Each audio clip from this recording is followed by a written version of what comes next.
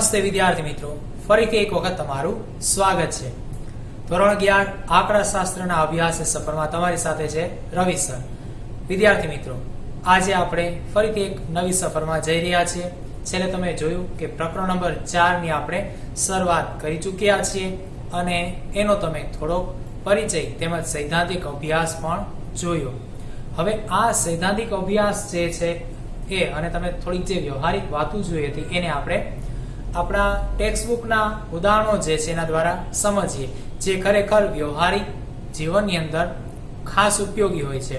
જેમ કે તમે છેલ્લે જોયું વિસ્તાર, તો વિસ્તારનું મહત્વ જે છે એ તમે સમજી ચૂક્યા છો અને એ વિસ્તાર હોવો જોઈએ કેટલો એનું માપન જે છે એ આપણને આ પ્રકરણ શીખડાવે છે. એને જ કારણે અહીં વિસ્તાર જે છે એને અનુરૂપ કે એની પદ્ધતિનું નામ આપણને પ્રસારમાન જોવા મળે છે. ખરેખર પ્રસાર થવું એટલે તમે હવે જાણો છો કે ભાઈ કોઈ પણ મુખ્ય વસ્તુ એ જે પોતાના સ્થાનથી એની આસપાસના સ્થાનની અંદર જરૂરિયાત મુજબ કે એની મર્યાદા મુજબ પ્રસરણ થઈ શકતી હોય કે પ્રસરણ પામી શકતી હોય તો એ વિસ્તારનો માપ એ આખે આખો આપણે પ્રસારમાનથી રજૂ કરી શકીએ છીએ. એ જ રીતે અહીં આપણે કોઈ વસ્તુની જગ્યાએ શું હશે, ખાસ કરીને માહિતી, એમાં પણ અવલોકન ને કિંમત જ. તો આ કિંમત કે મૂલ્ય જે છે એ કેટલું પ્રસરેલું છે અથવા તો કેટલા મૂલ્યાંકની અંદર પ્રસરી શકે છે એ જાણી શકાશે અને એનો ઉપયોગ આપણે વ્યવહારિકતામાં ખૂબ જ કાળજીપૂર્વક લઈ શકીએ છીએ. વિદ્યાર્થી મિત્રો, એમ તો આપણે જોઈએ તો કોઈ નફાની વાત કરીએ, ખોટની વાત કરીએ, જેની કહેશું આપણે ટેક્સ એટલે કે વેરાઓની વાત કરીએ, તો અહીંયા જે રહેલી મૂલ્ય કે મૂલ્ય વૃદ્ધિઓ જે છે બરોબર, એની અંદર તમારે ખાસ કોઈને કોઈ બાબતમાં પ્રસારમાન જે છે એનો ઉપયોગ કરવો પડશે અને એ ઊંડાણપૂર્વક તો આપણે દાખલાની મદદથી સમજતા જશો. ત્યારબાદ તમે જુઓ તો તમે એક કરતા વધારે કંપનીઓના નફાની કમ્પેરિઝન કરો અથવા તો એક જ કંપની એના 2 કે 3 વર્ષના નફાની કમ્પેરિઝન લેશો અથવા તો ચલો એક કામ કરીએ આપણે મલ્ટીનેશનલ કંપનીઓ જે છે બરોબર, એના કોઈ 1 વર્ષના સમય મર્યાદામાં એ બધી કંપનીઓ એકી સાથે જેને કે એ પોતાના એક જ પ્રોજેક્ટ ઉપર કામ કર્યું હોવા છતાં એના આવક, એની ઇન્કમ અથવા એના નફાની વાત કરીએ તો એ નફાના પ્રસારતા છે એટલે કે એનો વિસ્તાર જે છે મૂલ્ય એ તમને આ પ્રસારમાન જે છે મેળવી આપે છે અને એનું એનાલિસિસ પણ આપણે આ માપ દ્વારા કરી શકીએ છીએ. તો ચલો એવું જ કંઈક અત્યારે આપણે વ્યક્તિગત ઉદાહરણથી સમજીએ છીએ. તો વિદ્યાર્થી મિત્રો, ટેક્સ્ટબુક તો તમારી સાથે હંમેશ હોય છે. તો જો ઉદાહરણ નંબર 1 અને એ ઉદાહરણ નંબર 1 જે છે એમાં આપણે અત્યારે વિસ્તાર અને વિસ્તારાંક પ્રાપ્ત કરવા માટેની પદ્ધતિ શીખવાના છે. તો સૌપ્રથમ પહેલા ઉદાહરણ જે છે 1 ની રકમ સમજીએ છીએ અને ત્યારબાદ આપણે આગળ પદ્ધતિ અને એના સૂત્ર એનો અભ્યાસ આજે લઈશું. તો વિદ્યાર્થી મિત્રો, પ્રકરણ નંબર 4 જે છે એમાં આજનો મુદ્દો વિસ્તાર અને વિસ્તાર આંક તૈયાર કરવાનો રહેશે, જેમાં અત્યારે આપણી સામે છે ઉદાહરણ નંબર 1. તો ઉદાહરણ નંબર 1 ની રકમ આ મુજબ કંઈક છે જે તમે ધ્યાનથી સાંભળો છો. ચલો વિદ્યાર્થી મિત્રો, ટેક્સ્ટબુકમાં પણ એના શબ્દ છે એમાં પણ તમે જોઈ શકો છો. એક બેટ્સમેન છેલ્લા 10 મેચની અંદર આ મુજબ કંઈક ક્રમિક રન બનાવે છે, જેમ કે 48, 75, 37, 52, 93, 81, 73, 18 અને 60 રન જે છે એ બનાવેલા છે એટલે કે એની છેલ્લી 10 મેચમાં થયેલા છે. તો આ માહિતી પરથી વિસ્તાર અને વિસ્તારાંક શોધો. આ માહિતી એટલે કોણ છે ભાઈ? તો અહીંયા એકમ તરીકે આપણે અવલોકન લીધેલા છે. અવલોકન એ કોણ છે ચલ તરીકે? તો આ વસ્તુ તો હવે તમે જાણો છો. પ્રકરણ નંબર 3 માં આ બધી વસ્તુ તમારા માટે સામાન્ય થઈ ચૂકી હતી. તો એ જ વસ્તુ અહીં અવલોકિત કિંમત એ તમારા રન છે, એ તમે જાણો છો. અહીં માહિતી જ કહે છે. ઉપરાંત માહિતીમાં કીધેલું છે કે 10 મેચ, છેલ્લી 10 મેચ એની અંદર બનાવેલા રન. તો અહીં માહિતીનો અવલોકન કોણ થઈ ગયો? રન. તેથી ચલ પણ કોણ થઈ જશે? રન. ઓકે, તો રન માટેનો વિસ્તાર અને વિસ્તારાંક શોધવાનો છે. વિદ્યાર્થી મિત્રો, અહીં વિસ્તાર અને વિસ્તારાંક શા માટે મેળવવો જોઈએ? તો તમને એટલો ખ્યાલ આવી શકશે કે આ રમતવીર એટલે કે જે કોઈ રમત રમે છે, અત્યારે બેટિંગ કરી રહ્યો છે એ વ્યક્તિ, એ બેટિંગ દરમિયાન પોતાના 10 મેચની અંદર સૌથી વધુ અને સૌથી ઓછા રન કરશે તો એના ઉપરથી આપણે એની મેક્સિમમ અને મિનિમમ રમત જે છે જાણી શકીએ છીએ. એટલે કે એ વધુમાં વધુ કેટલા રન જેને કે બનાવી શકે કે ઓછામાં ઓછા કેટલા રન કરશે, અથવા તો એ જ્યારે રમતમાં ઉતરશે ત્યારે આપણે એવું કહી શકીએ છીએ કે સરેરાશ એ આટલા રનની અંદરથી ચોક્કસ કોઈ રન જે છે એ કરશે એવો આંક આપણે તૈયાર કરી શકીએ છીએ. આ તો વાત થઈ કોઈ વ્યક્તિગત રમતની ખેલાડીની, પરંતુ આવું જ કોઈ મશીન માટે પણ આપણે જણાવી શકીએ છીએ, તેનું ઉત્પાદન જાણી શકીએ છીએ, સમયગાળો દર્શાવી શકીએ છીએ, કોઈ કામ કરવાની જે સમયની મર્યાદા છે એ મુજબ જ આપણે એના સમયની અંદર વિસ્તાર લઈ શકીએ છીએ અને એ આપણને ખૂબ જ ઉપયોગી હોય છે, ખાસ કરીને એને વ્યવસ્થાપનમાં લઈ જવા માટે અથવા તો એની ઉપયોગ કરી અને એના પછીની પદ્ધતિઓ જે છે એની અંદર એને બંધ બેસાડવા માટે ખૂબ જ ઉપયોગી છે. ચલો તો પહેલા આપણે આજે ઉદાહરણ લઈએ છીએ અને એમાં વિસ્તાર અને વિસ્તારાંક આ બંને તૈયાર કરીએ છીએ. તો સૌપ્રથમ તમારા માટે આ પ્રથમવાર આવતું હોવાને કારણે એનું સૂત્ર જાણી લઈએ અને ત્યારબાદ આપણે એનો વિસ્તારાંક અને વિસ્તાર બે મૂલ્યથી મેળવીએ છીએ. વિદ્યાર્થી મિત્રો, સૌપ્રથમ વિસ્તાર અને થશે રેન્જ અને રેન્જને કારણે આપણે અહીં લેશું r. તો હવે આ r વિસ્તાર જે છે એ કઈ રીતે પ્રાપ્ત થશે? એકદમ સરળ છે, ખૂબ જ સારું સિમ્પલ છે. કઈ રીતે? તો કે તમારી પાસે રહેલા અવલોકનો જે છે એમાંથી સૌથી મોટો અવલોકન એટલે કે હાઈએસ્ટ વેલ્યુ જે છે શેની? તો કે તમારા અવલોકન એ લેવાની થશે. એને આપણે ઓળખીશું x h. હવે એમાંથી સૌથી નાના અવલોકનની કિંમત જે છે એ બાદ કરવાની, જેને આપણે લોએસ્ટ વેલ્યુ કહીએ તો એને આપણે xl થી ઓળખીશું. તો બસ આ થઈ ગયું એકદમ સાદું સિમ્પલ નાનકડું સૂત્ર. તો અહીં r વિસ્તાર બરાબર સૌથી મોટો અવલોકન અને એનું મૂલ્ય માઈનસ સૌથી નાના અવલોકનનું મૂલ્ય. તો અહીં આ બંને વચ્ચેનો તફાવત એ આપણો માહિતીનો વિસ્તાર કહેવાશે. ચલો આ જ રીતે વિસ્તારાંક. ચલો વિસ્તારાંક હવે આવ્યું મૂલ્યાંક. કોઈ તમે માપન માટે કે એના માપન તરીકેના એકમ તરીકે ઉપયોગ લઈ શકો છો તો એના માટે વિસ્તારાંક તૈયાર કરી શકાશે, જે તમે ટકાવારીમાં દર્શાવી શકો છો, પરંતુ આ ટકાવારી બિંદુ માપ દર્શાવશે. તો એનું સૂત્ર પણ અત્યારે જોતા જઈએ છીએ. વિસ્તારાંક એને આપણે સાપેક્ષ વિસ્તારથી પણ ઓળખીશું. સાપેક્ષ વિસ્તાર. ચલો સાપેક્ષ વિસ્તાર કે વિસ્તારાંક માટે અહીં કોઈ લેટર જે છે એનો ઉપયોગ કરવામાં આવતો નથી. જેમ કે અહીં r છે એવું અહીં કોઈ લેટર આપવામાં આવેલો નથી. એને આપણે સીધું લખીશું સાપેક્ષ વિસ્તાર અથવા તો વિસ્તારાંક. તો અહીં વિસ્તારાંક માટે સૂત્ર આવું કંઈક બનશે: r છેદમાં x h પ્લસ xl. સૌથી મોટા અવલોકન નું મૂલ્ય પ્લસ સૌથી નાના અવલોકન નું મૂલ્ય, એનો સરવાળો એ છેદમાં આવશે. અંશમાં કોણ આવ્યું? r. હવે r એટલે કોણ? એ તમે ઓળખો છો. જો બંને અવલોકનો સૌથી મોટા અને સૌથી નાના અવલોકન વચ્ચેનો તફાવત, તો એને આ રીતે પણ કંઈક લખી શકીએ છીએ: x h માઈનસ xl છેદમાં xh પ્લસ xl. એટલે થયું આ બંનેનો ગુણોત્તર. તો ચલો વિદ્યાર્થી મિત્રો, આ સૂત્રનો ઉપયોગ કરી અને હવે આ ઉદાહરણનો ઉકેલ લાવીએ છીએ. જવાબ તૈયાર કરીશું. હવે તો અહીં ઉદાહરણ નંબર 1 જે છે એના જવાબમાં સૌપ્રથમ આપણે વિસ્તાર રેન્જ લઈએ એટલે કે r. તો r માટે સૂત્ર xh માઈનસ xl, જ્યાં xh એ સૌથી મોટા અવલોકનની કિંમત. તો ચલો અહીં જો તો આપેલા અવલોકનોમાં સૌથી મોટો અવલોકન એટલે કે સૌથી મોટી કિંમત કોણ છે, એટલે કે સૌથી વધુ રન કયા છે? જો તો 48 75 37. તો અહીં જો તો 93 સૌથી મોટા સૌથી વધુ રન છે, એને xh લઈએ છીએ, તેના જગ્યાએ 93 મૂકી દઈએ.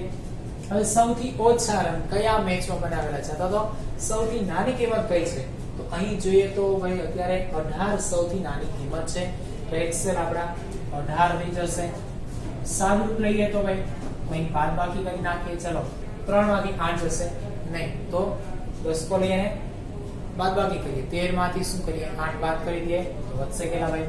કે 5 વધશે. બરોબર કે નહીં? ચલો હવે અહીં આપણે બાદબાકી કરી છે તો 9 માંથી 1 બાદ થશે 8 અને 8 માંથી 1 જશે તો 7. તો કેટલા આવ્યા? 75.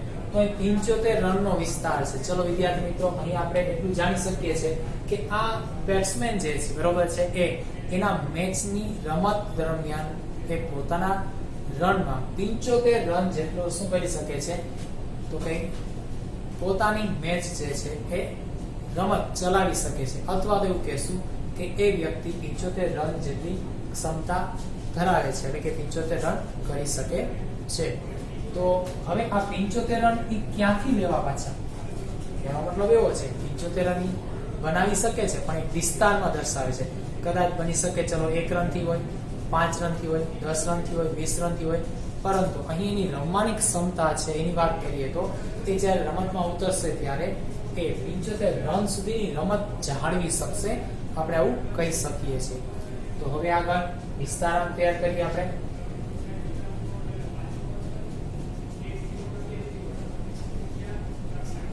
ચલો, તો વિસ્તારાંક એના માટે કોઈ સંકેત નથી, એ હમણાં જોયું તો આપણે. તો સીધા જ શું કરીએ, સૂત્રમાં જઈએ અને સાપેક્ષ વિસ્તારથી પણ ઓળખીએ છીએ. તેથી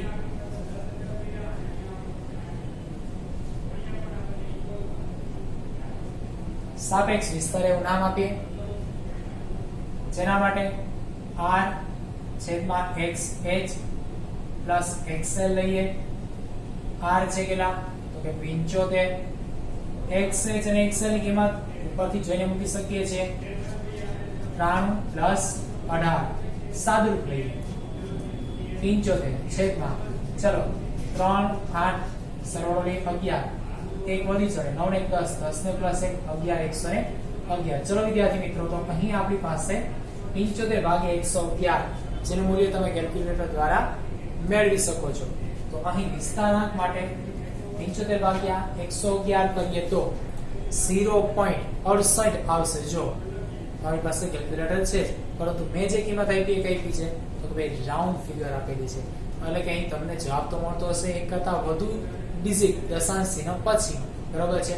પણ અહીં મેં કઈ કિંમત આપી છે, તો કે ડાયરેક્ટ આન્સર કિંમત આપેલી છે, એટલે કે 0.6757 જે જવાબ હતો એનો મેં શું કરી નાખ્યું છે, રાઉન્ડ ફિગર. ચલો તો પહેલા દર્શાવી દઉં 0.6757.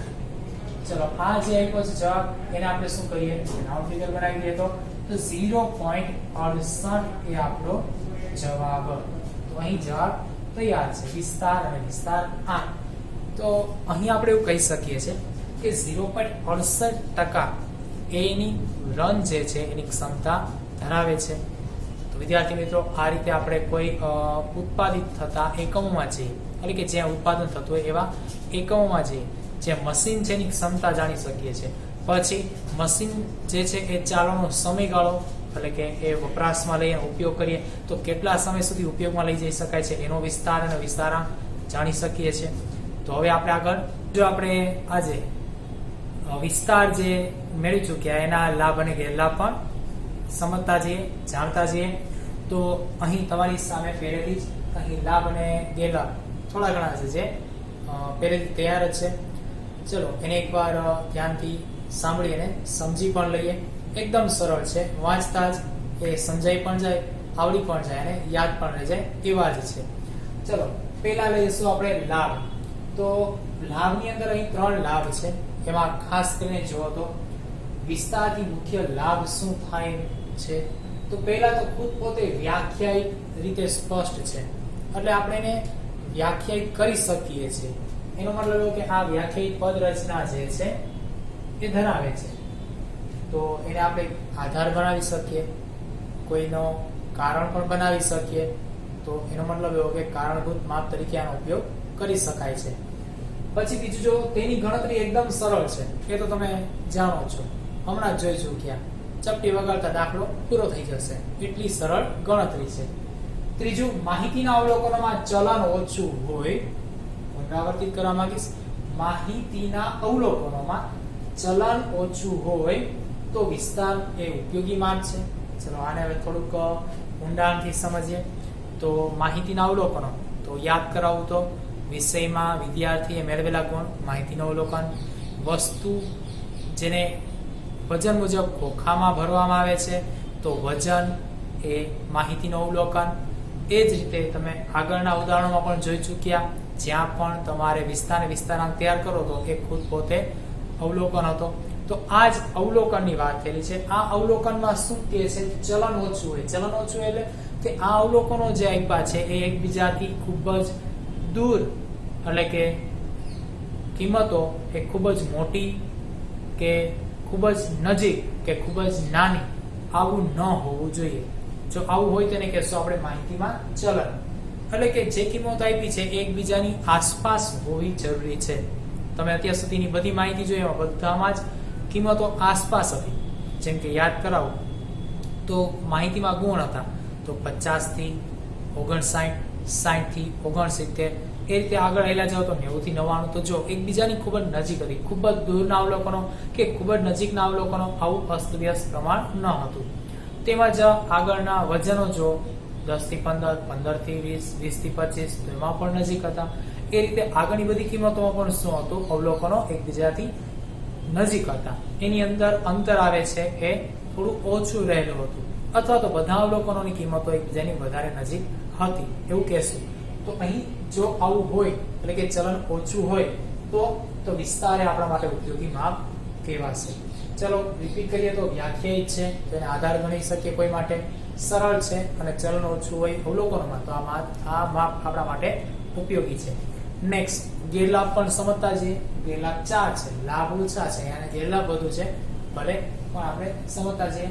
ગણતરીમાં માહિતીના બધા અવલોકનો ઉપયોગ થતો નથી. ચલો એ તો તમે જુઓ જ છો. આપણે શું કરીએ? સૌથી પહેલું અને સૌથી છેલ્લું એટલે કે નાનું અને મોટું અવલોકન આ બે લઈ લઈએ છીએ. તો એનો મતલબ એવો કે બધા અવલોકનનો ઉપયોગ આપણે ગણતરીમાં કરતા નથી. અને જો ગણતરીમાં બધા અવલોકનનો ઉપયોગ ન કરતા હોય તો બની શકે કે આપણી માહિતી જે છે એમાં ક્યાંક ને ક્યાંક કચાશ રહી શકે છે અથવા રહી જશે. તો એને કારણે અહીં એની મર્યાદા ગણશો અથવા ગેરલાભ પણ ગણશો એને.